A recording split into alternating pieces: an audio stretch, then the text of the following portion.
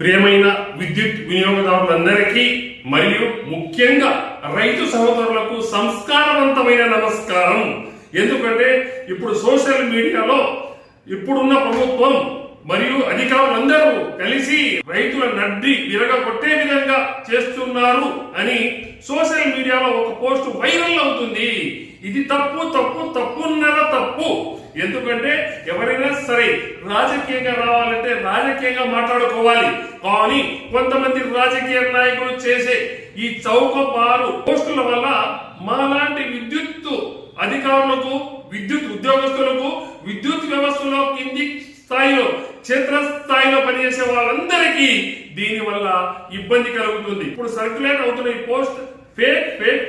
ఎందుకంటే మేము ఇప్పుడు నుంచే కాదు, ఎప్పుడు నుంచో గత 20 సంవత్సరాల నుండి ప్రతి ఒక్క విద్యుత్ యూనిట్ ని లెక్క కట్టడానికి బావుల దగ్గర, అంటే అన్ని బావులు కాదు, కొన్ని బావుల దగ్గర మీటర్లు పెట్టేవాళ్ళం.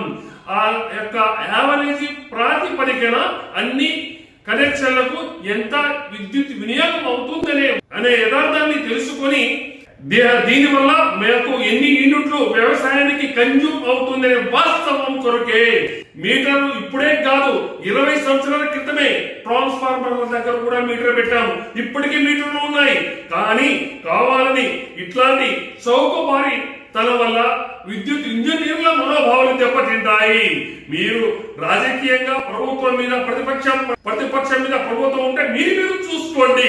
కానీ తప్పుడు ఆధారాలు, తప్పుడు సమాచారం, తప్పుడు విధానాన్ని రైతులని రెచ్చగొట్టగలిగితే చివరికి ఇటు రైతులతో పాటు అధికారులందరూ ఇబ్బందులు పాలవుతారు. మరియు రైతులని అమాయకులుగా చేసి ఇబ్బందులు పెట్టే ప్రయత్నం ఎవరు చేయవద్దని మనసారా కోరుకుంటున్నా.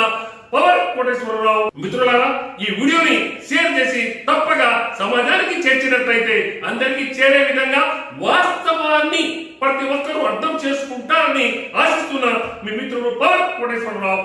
అందరికీ సంస్కారవంతమైన నమస్కారం.